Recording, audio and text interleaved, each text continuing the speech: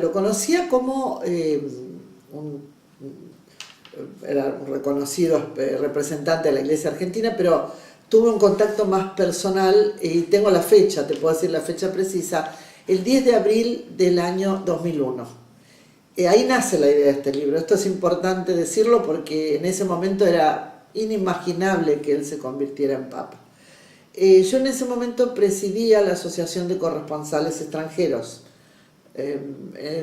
Argentina estaba viviendo un momento difícil, 2001, se venía una crisis que finalmente estalló a fin del 2001 y habíamos estado invitando a la Asociación de Corresponsales representantes de distintos sectores, economistas, sindicalistas, políticos y otros sectores. Pensé que la iglesia era importante escuchar a alguien de la iglesia. Y él en ese momento lo habían hecho cardenal hacía 2 meses y era el máximo referente de la iglesia argentina. No era muy dado a hablar con la prensa, pero insólitamente aceptó la invitación. Y ahí aceptó la invitación, me atendió por teléfono. Ahí fue mi primera sorpresa, de lo que yo llamo una catarata de sorpresa, que sigue hasta hoy. Me atiende al teléfono. Normalmente ni los párrocos atienden al teléfono. Él me atiende por teléfono. Luego le ofrezco invitarlo, irlo a buscar con un automóvil, o le pregunto si él se iba a mover con su automóvil y su chofer. Y me contesta, mire, yo no tengo chofer, no tengo automóvil, y no me mande a buscar porque yo me muevo en Buenos Aires con el transporte público. Desde que tengo recuerdo, he oído de los Bergoglio en la parroquia, en la familia nuestra. Sabía que había entrado al seminario, sabía que rezábamos por él, porque estaba en el seminario. Papá y mamá los conocían, los papás. Una hermana mía era compañera de colegio de una hermana de él, de Marta, así que creo que de que yo tengo recuerdo, la familia Bergoglio estaba presente en la familia. Yo lo conocí al cardenal en el año 96. Yo viví muchos años en Bolivia y entonces cuando volví a Buenos Aires yo sabía que mi padre es médico psiquiatra, el doctor Carlos Alberto Velasco es muy amigo de Bergoglio y trabajaron más de 40 años juntos con el actual Romano Pontífice. Un trabajo muy especial porque papá, médico psiquiatra, contó una visión muy cristiana, muy profunda del ser humano, y ya siendo sacerdote Bergoglio, antes de ser provincial de los jesuitas, ya empezaron a trabajar juntos. Entonces yo conocía eso conocía la relación con mi padre, después cuento más.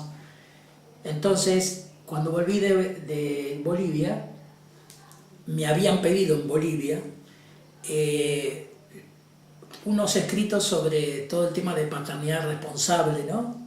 Los documentos de la iglesia, para aclarar a la gente, ¿no? Por qué el tema moral, ¿no? Tener más hijos, por qué métodos sí, qué métodos no. Entonces hice un estudio de los documentos de la Santa Sede de Juan Pablo II, pero me tuve que venir y entonces lo publicamos aquí, en Buenos Aires.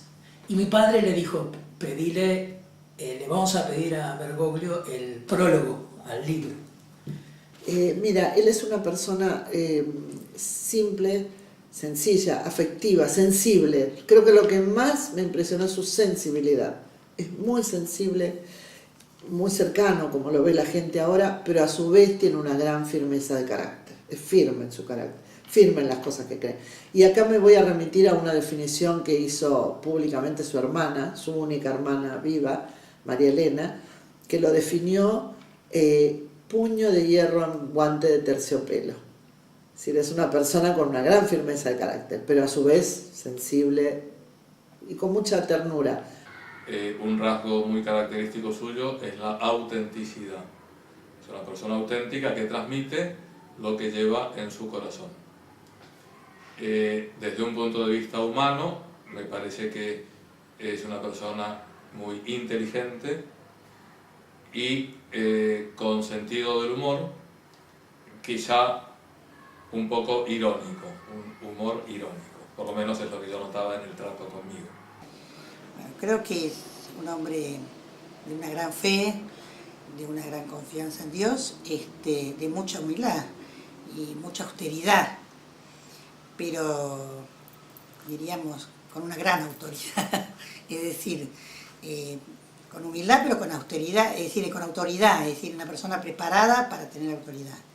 Sí, en el Papa Francisco, bueno, y en Bergoglio, ¿no? Porque lo hemos conocido acá, lo hemos visto, lo hemos escuchado, lo hemos seguido todos y lo hemos visto actuar.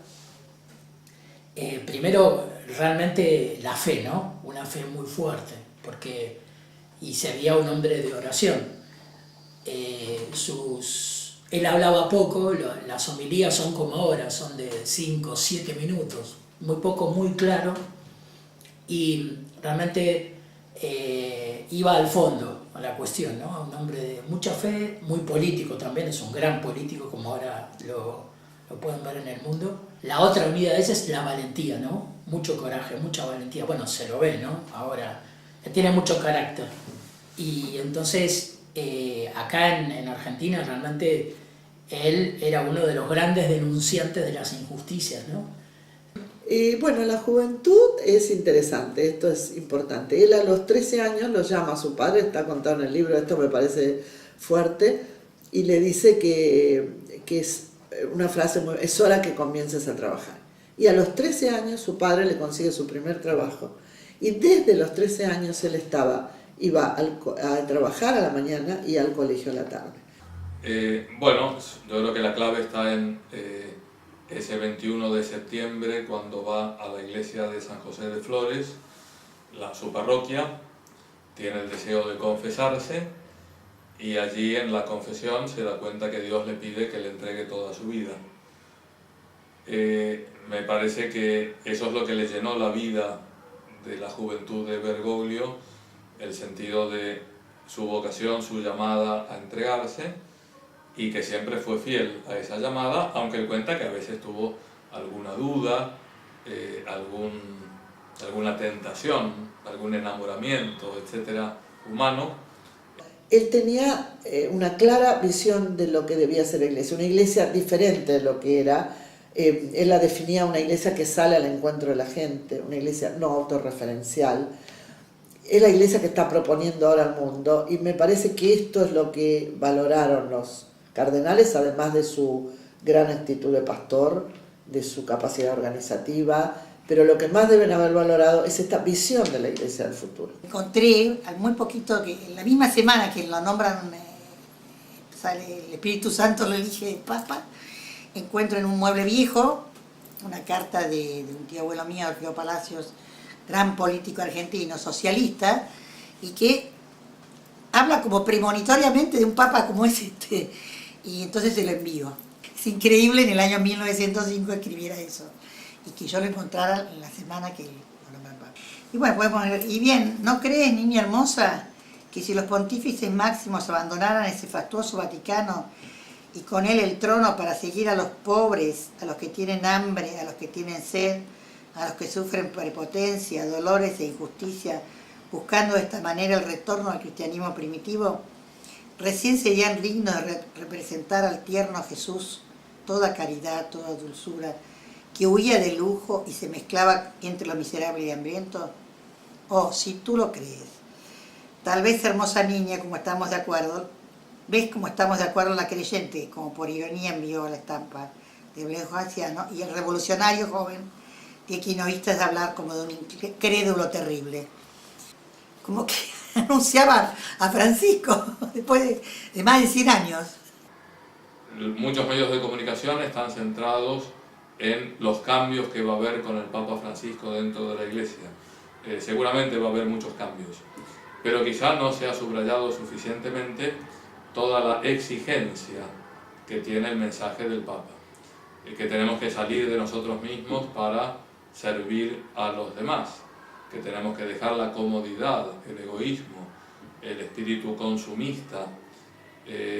Bueno, eso me parece que sería bueno también darle la misma importancia que algunos cambios que pueda haber en algunas disciplinas dentro de la Iglesia. Porque el Papa lo que quiere es que seamos seguidores de Cristo, que Cristo predicó la paz, la alegría, etc., pero que murió en la cruz y que hizo de toda su vida un gran sacrificio. Y eso es lo que quiere el Papa que también hagamos los cristianos. Con lo cual yo diría, no escuchemos selectivamente al Papa, solamente lo que nos gusta, sino también aquello que hace que tengamos que cambiar un poquito nuestra forma de vivir, más generosamente con nuestros hermanos.